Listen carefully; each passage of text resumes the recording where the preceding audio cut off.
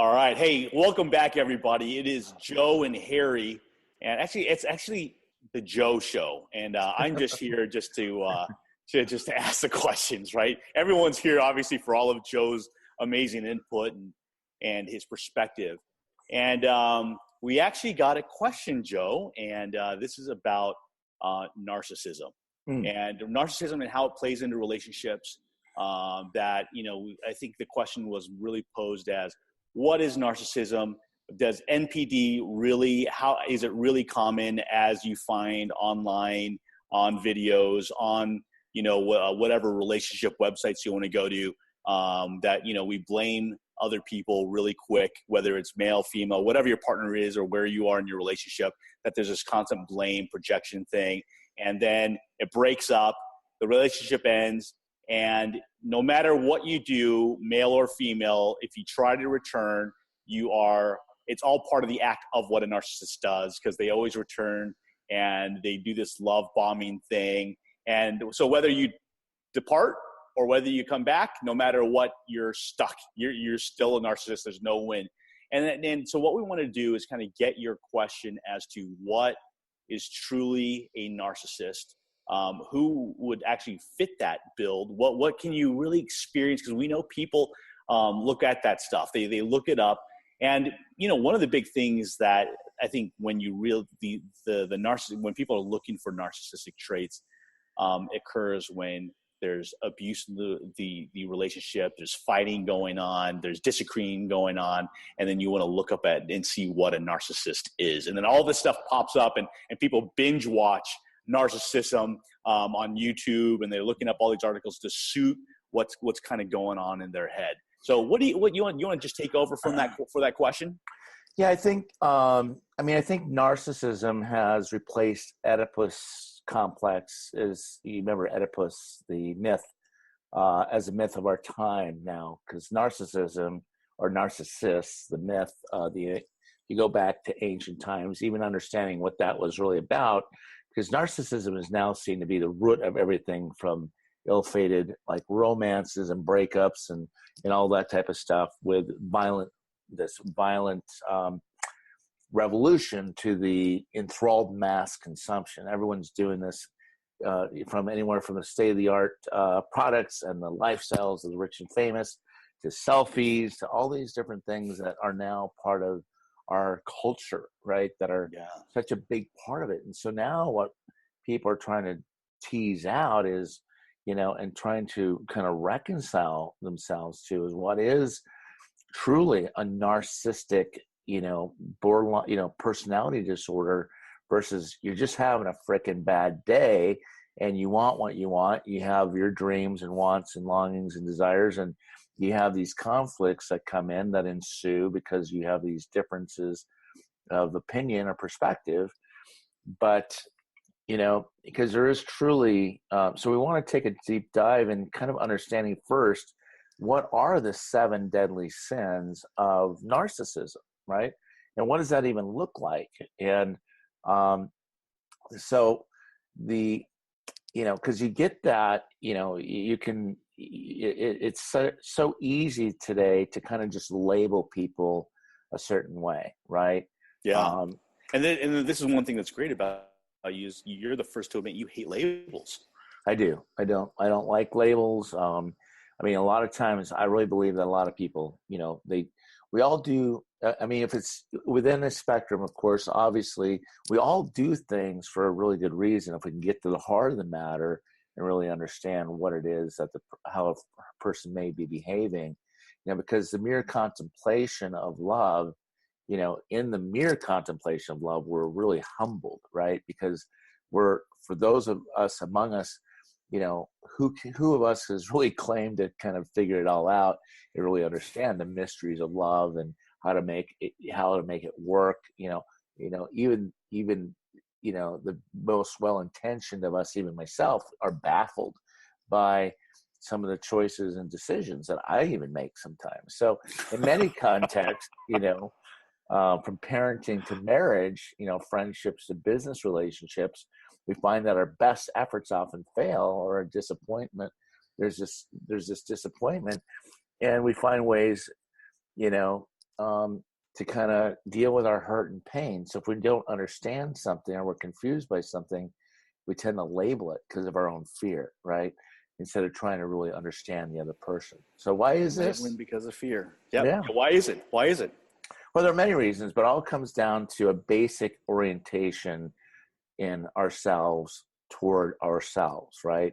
Expand on that. Well, in other words, ever since really even the beginning of time, we've had this basic thing of looking out for number one, ourselves, and that's truly the surest way to really destroy any relationship. And we have a tendency to think about ourselves first, or what's in it for me, instead of what's in it for the relationship itself. And we talk about, we're trying to get to what we want instead of seeing also the needs of others, right? And really, as a result of this self-orientation and context, we destroy all the chances of getting what we want and need, which is really the final analysis of is always going to be love. Love is going to be the core of all that. But these barriers to love are these, because narcissism and we're going to talk about some of these traits that are really barriers to love. And I quoted Rumi a few times back on a few episodes ago, because our task here isn't to find love. Our task is to find all the barriers that we set against love. So, but Love that quote. Yeah, because before we get into looking at these traits, we got to take a look first at looking at ourselves. And it's pointing the finger back at ourselves as we talk about these things, right? Because we may be projecting our own narcissism on other people, which I am guilty of too. So I've done that, right? So. No, Joe, you are not human. You are not allowed to be human. I'm superhuman, right? I'm not, I've been called narcissist before, and I'm sure there's somewhere in the spectrum too of, wanting what I want and, demanding what I want and thinking I'm worthy of what I want, and which we all are. Yeah.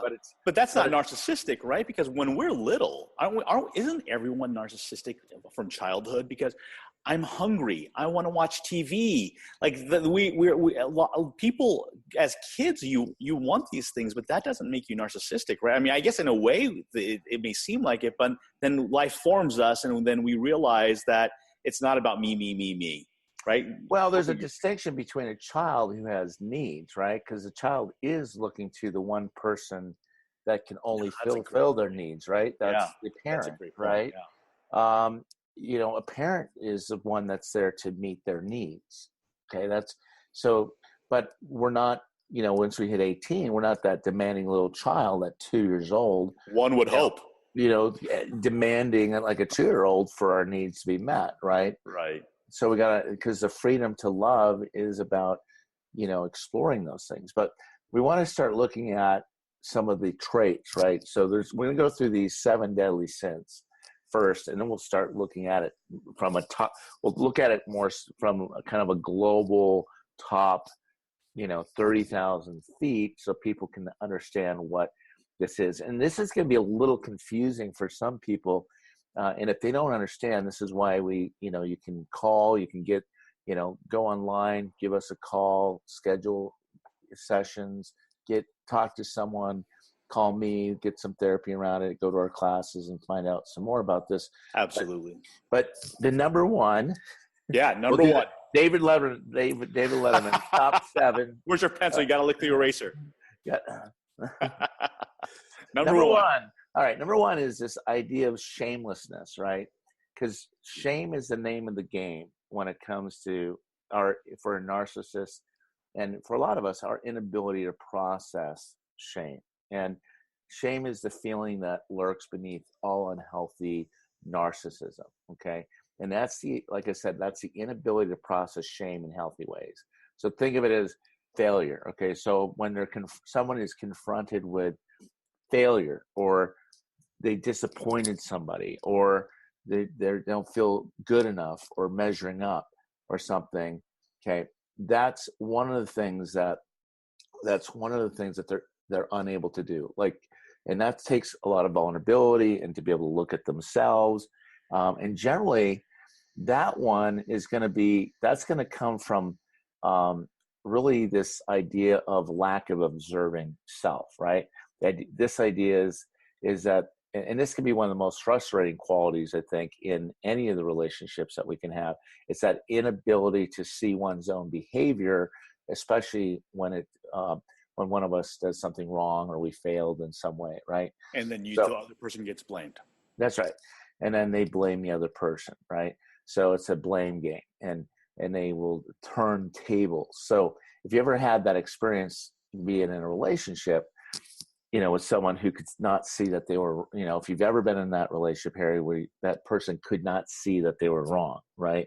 And with that, or they didn't, somehow they can contribute. Like in my therapy, when I'm working with people, I'm always saying, hey, there's no bad guys here. I'm not here to pick one over the other. There's always a good, we got to find, because I'm on the side of the relationship, I got to figure out how they got that together, because no relationship or person is perfect. So, but we can find out and we can work out all sorts of stuff, and we can work out any kind of conflict when we understand that, that there's these two people that are involved, and being able to put both people in the picture, and that we're really stuck in this shame cycle, this fear dance, so to speak, in a relationship. Does that make sense? Yep, that absolutely makes sense. Absolutely. But that's where the relationship can get stuck, a lot of times, because the injured party feels hopeless or helpless or powerless to change anything, right? There's nothing I can do, nothing I can say to change the situation or circumstances. So there's a little chance for confronting them or the other person getting comforted by the one who hurt them, because no apology is ever going to be forthcoming. It's never going to come, right? So that's really number one. That's the one that's really hard for people to be able to see, or feel, get the other person's experience, right? Okay. Big. Number two. Number two is the idea of magical thinking. Okay, so narcissists see themselves as perfect, right? So there's this using of distortion and illusion known as kind of magical thinking, and they're usually projecting to dump shame onto other people. So it's called shame dumping, right? So it's kind of like, if you are not mirroring back to me my perfection, right? It's like I'm looking in the mirror, okay? And you don't look like me, talk like me, believe like me, do like me, I'm perfect. Then I'm going to do what's called, this shame dumping, using projection. It's, and that's a really tough place to be, because there's no way of getting out of that story that they have about you. Okay? There isn't, because right. You're constantly defending yourself against this false accusation, right? This made up. Well, I mean, there might be a kernel. Well, we got to be careful of that too, that we're not running our own narcissism story around it too, because there may be a kernel of truth in it, right? Yeah. So, but what may be happening is, so we got to look at ourselves and go, where is the truth in that, right? But the way they're talking about it is a way of control and domination, and basically kind of an error. So number three kind of leads into that one, the arrogance, right? Where the narcissist, who is maybe feeling deflated in a relationship, may try to reinflate, right? Make themselves bigger, right? And you get into this kind of they get into this one up and one down type of scenario, where they take on the parent-child role, the parent, kind of the teacher-student, the lover-beloved. If they're not the beloved in the relationship, you got to be the beloved. You got to be the lover. I'm the beloved. That's our roles here, right? So there's a sense of importance, right? So that sense of self-importance by diminishing or debasing or degrading somebody else, right? And that is a little bit of this idea of two things: control. Okay, controlling somebody, there's no freedom. And here's the thing: love can only exist when there's freedom. So our attempts to try to control, let's say, another person and how they think or what they feel or what they want or do, what they, their values or beliefs, you know, when a person feels controlled by that, then they're going to it tends to drive someone away, right? Or destroy love. Again, one of those Sure. barriers to love. But that arrogance or that need for control, right? That I know better, and these other parental dynamics that come out with narcissists, right? So, because as adults, we are created and we are designed, and those of us who are in significant relationships are meant to be equals, right? And share that reality of who they are in a spirit of mutuality, right? That they have the power and love and mutuality in a relationship. Because some people, however, want to be, they don't want to be equals. They want to be in that one-up position of the other person, right? So that becomes kind of a controlling thing. And they want to be in a more of a parent-child type of connection where they are in charge, right? Or they need to be needed that way. And they have expectations for the other person to, kind of be in this be subjected, or in this subjugation type of relationship where they're being choked down, right? Like, like a dog being held down and choked. Because to them, in some strange way, that's to them is maybe love or something. But that's their dominating, style, right? In a narcissistic relationship. That's right. Yeah. Yeah. And usually you will see a narcissist in relationship with a codependent. And this, because you kind of get this type of I know better stance, blocks love really in a horrible way, because what happens is a person who is under feels belittled, controlled, dominated, disrespected, and like they don't have value or worth. So in the best scenarios, the so-called benevolent kind of dictator, the one on the bottom rung fails to grow up and develop, into who they're meant to be in the relationship, right? Because you keep them in that one down relationship. Does that make sense? Yeah. So let me ask you this in kind of like basic terms, just Sure. in a normal relationship. So I remember when I was younger, and I was dating this girl. It was right after college, and I'm not perfect by any means. I can admit that. I got more faults than I got more issues than a Sports Illustrated magazine. Let's just say that. Okay? Really? Oh yeah. So for me, it's like but I remember when you like have disagreements and you have these little spats. And then I remember I would always like to get to the source of the problem. Like, why are we arguing? Like, let's kind of like deal with like what we're involved in right now.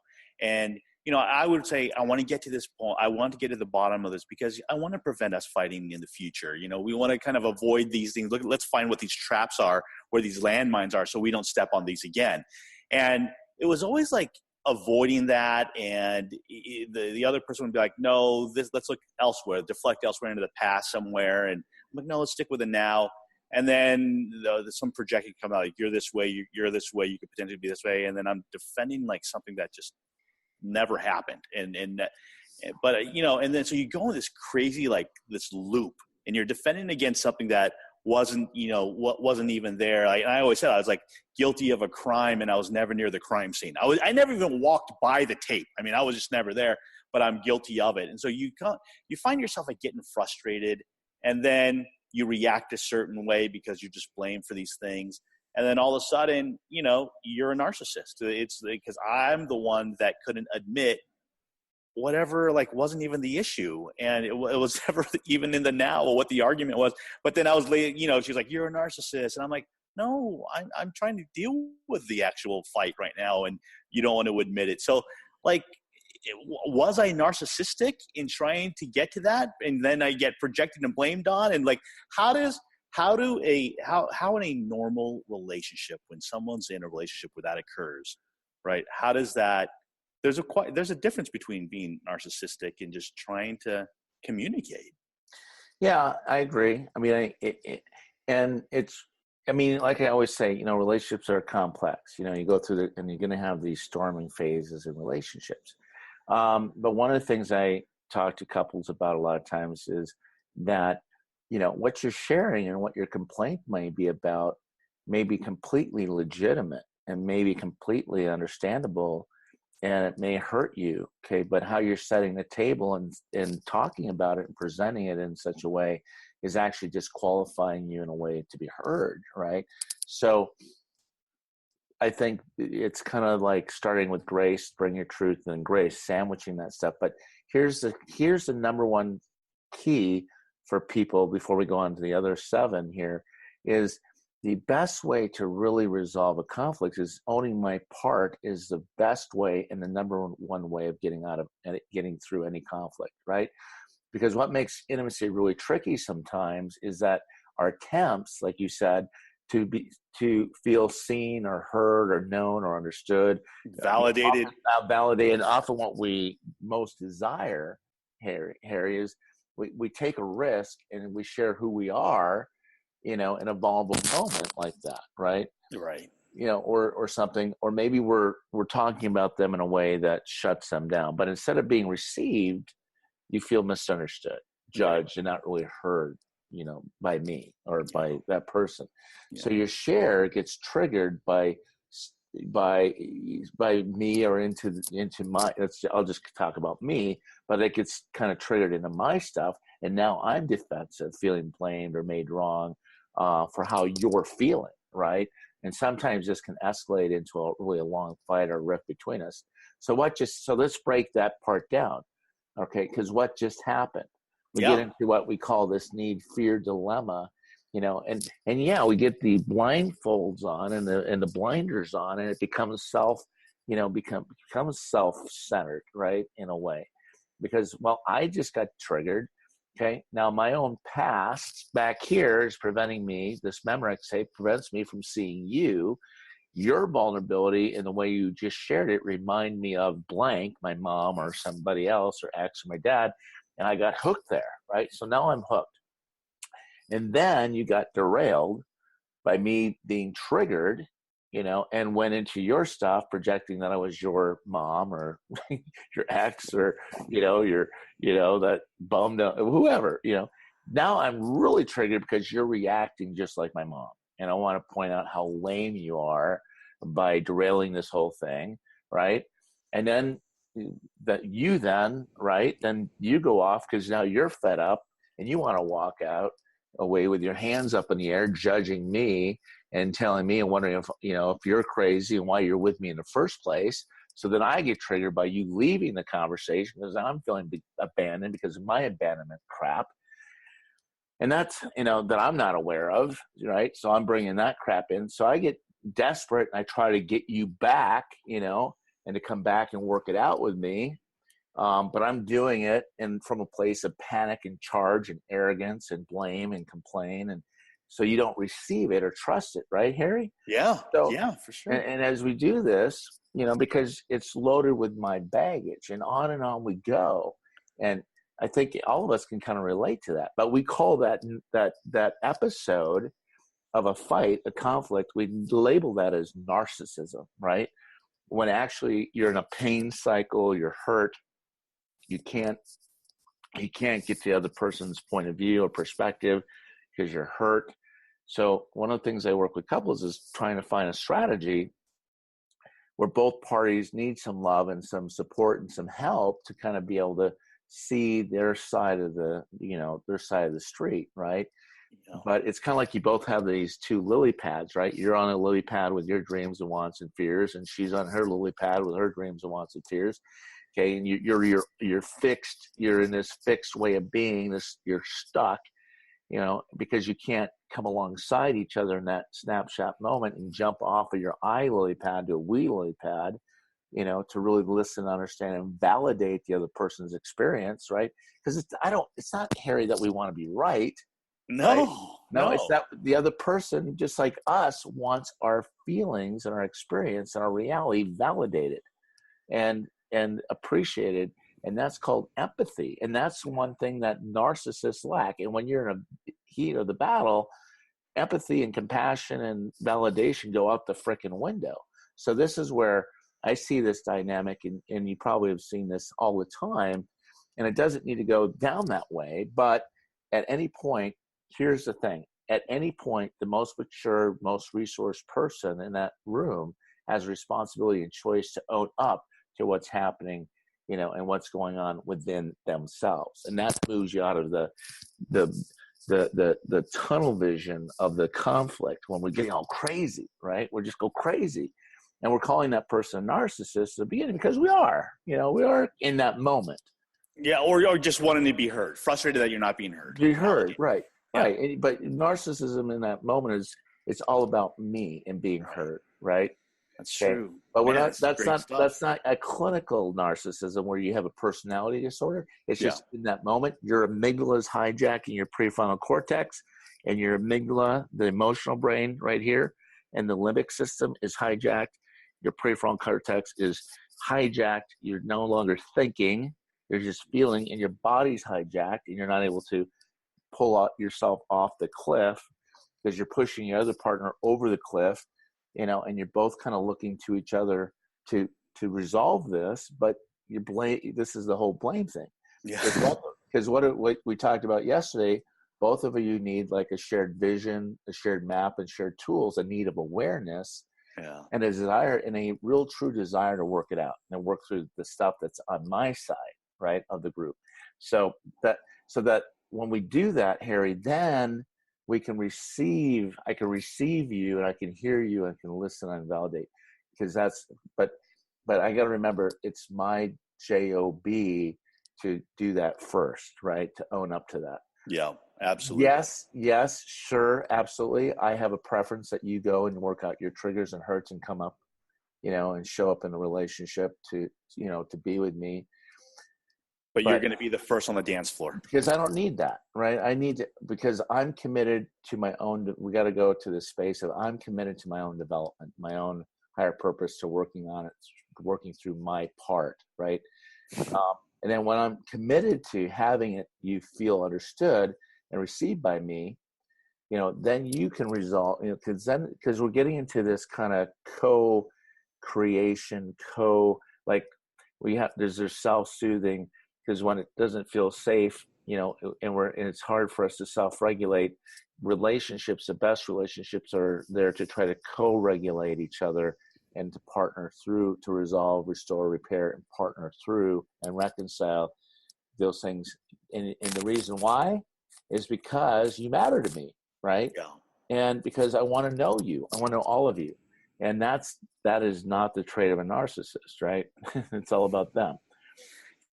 Yeah, So and you know what, bro? I gotta tell you. So that's the opposite of the arrogance, that you can see sometimes in the as one of the 7 deadly sins, right? Go ahead. No, I was gonna say. I mean, I realize, dude. I realize just being with you and talking to you. I realize how human I am, and that. Even in that, just that I can grow and change still, I mean, I think I think one thing that really stood out to me was, when you're in that heat of the moment, you're sitting there and thinking, I want to get to the source, but it could be the way I'm trying to get to the source is, that's triggering, like you said, it's triggering her past or, whatever. And you don't think of those things. You think you're trying to be the big boy at the time, and you're really not. And so, right. And that could be part of the challenge too, right? You're trying to take that role on and being the big boy instead of being vulnerable and naked and raw and real. And, it's, you're putting on, it takes vulnerability, risking for that. Yeah. So which leads us to number 4, we get into a couple things here. The next one is this idea of the narcissist having envy. Okay. And narcissists may, when they lose a sense of like the secure sense of superiority in the face of another's ability, may use, let's say, contempt to minimize the other person or their achievements, right? Or putting them down. And you see that a lot, in politics or sports or anything else, or relationships. When someone's trying to strive for, to improve, they put them down, right? That a true narcissist puts the other person down. Yeah, that's right. Yeah, they will diminish them in some ways and try to keep them small, right? because they feel threatened by their superiority, right? Does that make sense? Yeah, that makes sense. Okay. That And makes number sense. 5 is this idea of, and you see this one everywhere, and and I think we're all guilty of it in some ways. The idea of entitlement, because that's where we hold unreasonable expectations of, let's say, particular, we wanting favorable treatment, and sometimes even automatic compliance from our partner, because because we consider ourselves, a narcissist would consider themselves super special, right? And then failure to comply, let's say, is considered an attack to their superiority, or their, and the perpetrator is considered, when the narcissist or the perpetrator is considered, let's say, trying to think of the right word, but what they'll do is they'll diminish the other person by saying they're awkward or difficult person, right? So then the defiance of their will is, of, let's say, the other person, is this narcissistic injury, this wounding that goes back. It can trigger narcissistic rage, and you can see this kind of coming up in the narcissist. When you start pushing on them, the rage that comes out. So, does that make sense? It does. That triggers some old memories, man. Yeah. That narcissistic rage, let me tell you. And that's hard to get out of, And then because you're trying to stay cool, and then you just get hooked and pulled right into it. But, that's right. Yeah. Yeah. All right. Yeah. The next the one. hook. And that's the hook, And Yeah. how do we disentangle, and disengage from the hook? And there is a way of disarming the narcissist. Now, again, How is that? How do you disarm the narcissist? Well, what's an easy way? Quick fix. Oh gosh. When you're in that moment and you see this rage coming on, what's a nice way to disengage?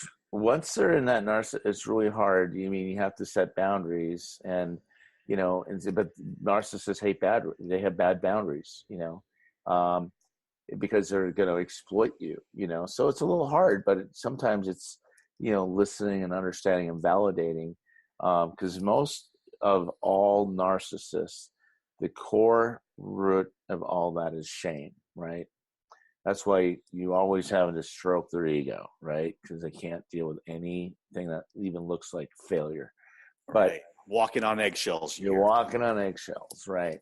But what the thing is that they'll do is there's a lot of times narcissists use exploitation, right? And that can take many forms, but it always involves, let's say, the exploitation of others without regard to their feelings or interests, right? So often the other person's in a subservient position, and where let's say resistance of the other person is going to feel really impossible, right? Because sometimes the subservience is not so much of a real as assumed, right, by the narcissist. So they're kind of it's not real. It's just kind of this expectation that they have.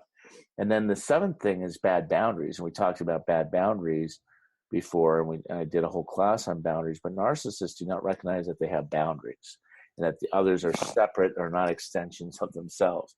So what that means is, let's say this is my, this is me, and this is you. You're nothing more than an extension of my arm, right? You're supposed to mirror me, right? And you're an extension of me.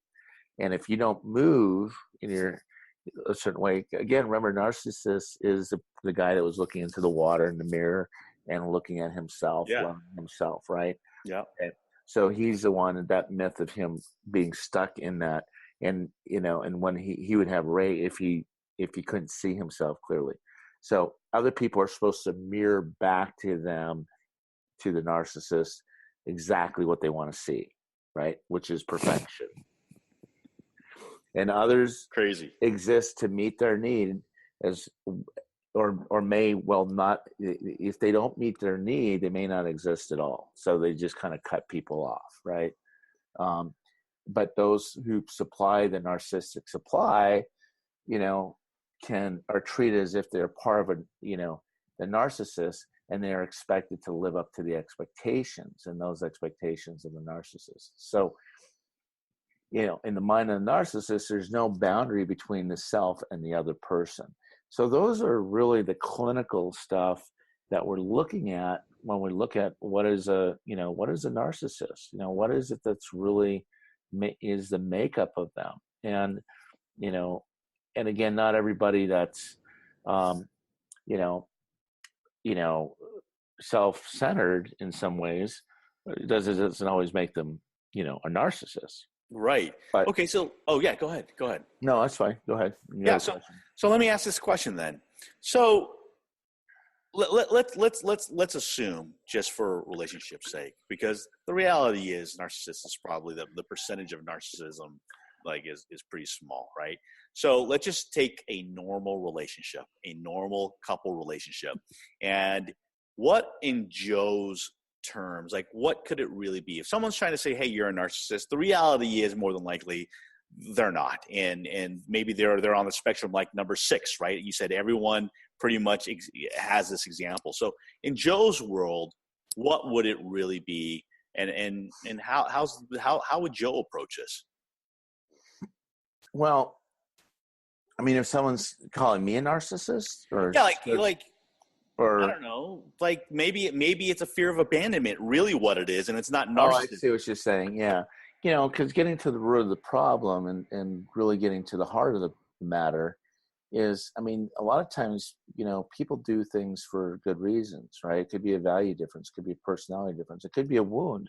Because a lot of times all we're seeing is the person's wound. And then, let's say their fear of abandonment, right? Or the fear of being enmeshed, and maybe the other person, and then you see the character defect, and then the defense around the wound.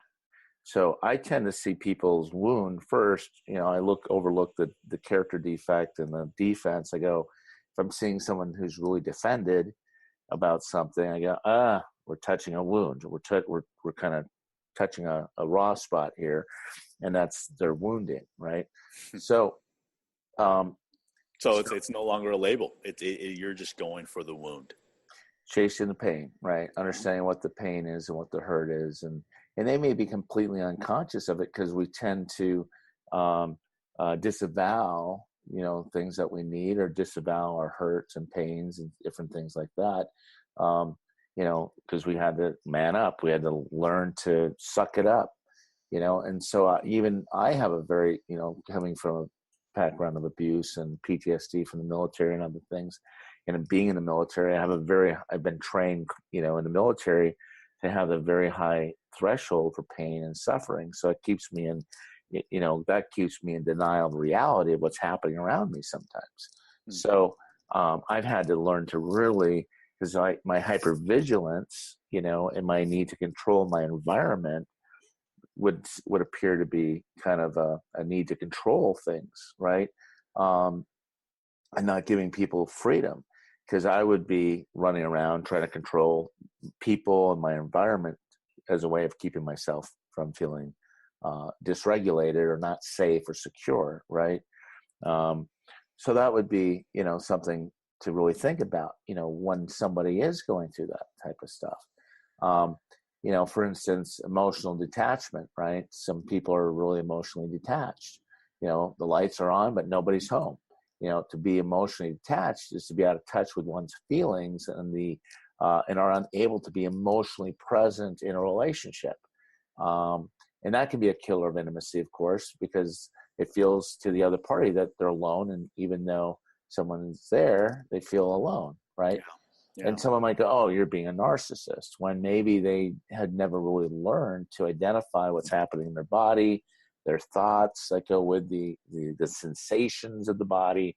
The body's maybe feeling flooded and overwhelmed, and so they kind of shut down and withdraw and detach. Because to feel close, we need to be present emotionally, and you don't see that a lot of times with narcissists. Or not just narcissists, a lot of people. Because our needs, vulnerabilities, fears, pain, tender feelings, and all those things they need to be communicated and expressed, because what gets repressed gets expressed, right? So it gets expressed in a lot of different ways. So, Joe, you got all the most brilliant sayings, man. The other day you said to me, hurt people, hurt people. it's a common saying. A lot of people, yeah, it's true, but it's true. Hurt people, hurt people. Yeah, right? It was new for me. Yeah. And if someone's out of touch with their deep feelings, innermost parts, they create these shallow relationships, and that's what follows. And a lot of times somebody, because they haven't really developed that core part of their character, someone might go, "Oh, you're just being a narcissist. You're self-centered." Well, that may be true, if they're hurt in their, but that doesn't make them necessarily a narcissist. It may be that they're underdeveloped in a certain area, and if they take some classes and get into therapy and work on it and take ownership of it, they can really improve the relationship. The thing with narcissists, they have no problem. You never see a narcissist in therapy ever, because why? Everyone else is the problem, right? Right. Narcissists never go to therapy unless they are mandated by court, or or they're somehow in a place where they really have to, they're about to lose their marriage or something bad's going to happen, but it's never to really change. So that's a really big distinction a lot of times for people that are talking about narcissists. If they're getting help and reading books and trying to work on themselves and a person, and they're not there just to try to change and control the other person and learn new tools for that, then you got someone that's really honestly just trying to figure it out. Yeah. The great thing about this whole thing is I realize in life, man, I mean, like I said, I took martial arts before, but I'm just a white belt in life. I mean, just after talking to you, I thought I was good. I thought I kind of excelled through martial arts, man, but I am a white belt when it comes to the mind. And, Harry, what's a black belt? You know this answer. What's a black belt? I forgot. Joe, tell me the answer. A white belt that never gave up. That's right. Because just like in I do Krav Maga, which is an Israeli form of martial arts, and I've done Taekwondo, but or karate or whatever these things that you choose as far as an art, it's perseverance and resiliency to work through these things in relationship. And like I said, we're broken in relationship and we're healed in the context of relationship. And relationship is the vehicle, is the path and practice to our own healing and recovery. And you will never see a narcissist, a true narcissist, seeking that out. You know what, bro? Can I tell you something that I love, man? Is like, I keep telling you, after every segment that we do, I love something about you. And the thing that you made me realize today, the takeaway is that we get so busy with life, through school, through everything like that, your athletics, your college, your education, work, and you never really get to reflect on as to who I am. Like my youth, like what's my youth? Like who am I really? What are my insights? What are my trauma? What's my past that's making me who I am? And I have to understand that in order to get into a relationship, because that's the only way the relationship's really going to thrive. Because if I'm not going to be real with who I am and can really explore my past and my traumas, then how do I have a healthy relationship? Because all I'm going to do is say, no, that's not there. That's not there. That's not there. And in reality, it probably is there. And I never took the time just to know myself. Mm-hmm. And that's what, when people come to therapy, that's what they're there to really discover and to take personal responsibility for all those choices. Yeah. And it's hard. I mean, sometimes it's hard because I'll sit down with people and really dive in deep and go, okay, who are you? And they don't know, right? And I get them to answer the questions. We spend a lot of time in these 5 domains, around relationships and their career and life and love and spirituality and, their health and wellness and finances. And, like, who am I in those domains? Where am I going? What do I stand for? What do I fight for? What am I championing? What's my highest purpose in each of those domains, right? And a lot of people don't know. And so, what I appreciate about you too, Harry, is you're taking personal responsibility for all your choices, your thoughts and reactions and outcomes and decisions, and whether they're positive or negative, taking personal responsibility for every choice. I had to go through that path myself when I lost my son when he was 4. His mom took off with my son, and I hadn't seen him for like 20 some years. But I went out to these, I'd lost everything, and Sorry. yeah, it was really tough. It was really tragic. But really sitting down and taking inventory of every choice and decision I ever made and every consequence that came with it. And it was hard, but when we're able to do that, honestly, to have that self-evaluation and self-discovery and get on the hero's journey, from the known, getting through that threshold, because a lot of us are still standing on that threshold, looking back to what we know and not willing to move into the unknown, where we are challenged and we get into that dark abyss, the deep abyss of the uncertainty of the unknown, into really an atonement of the atonement is the undoing of fear and shame and a return to love. And that's the path and practice. And then return to the goddess, or return to, to our higher self. But we are going to continue looping in that, like we talk about the spiritual warrior looping around that mountain. It's just those different iterations, different things that happen.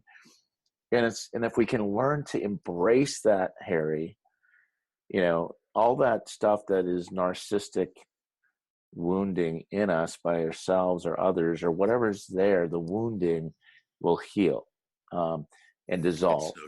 That's so key because but even it takes time. Yeah, and even culturally, right? There are family relationships that you really respect the elders, you respect that parent figure, and maybe in some cultures they don't want to admit that their upbringing or their parents were possibly wrong, or they could have just gone astray in how they raised them.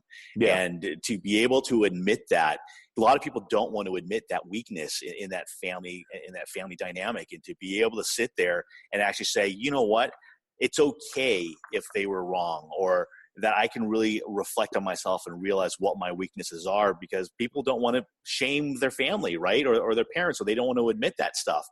But it's so key. And that's a journey I think I need to probably go on and just say, hey, where did I go wrong in what's my stuff in my youth? So, bro, I love it, man. And on top of that, I want to say thank you for your service, because I get to live the life. We all get to live the lives that we live because of people like you that give to our country. And so thank you. Oh. And especially to everyone out there that has and does that for us. I mean, Joe's a veteran and he really respects veterans. If there's anything that we can do for you, I know Joe just really respects what his service was, as to all the people that do serve our country. So, please feel free to reach out to us below.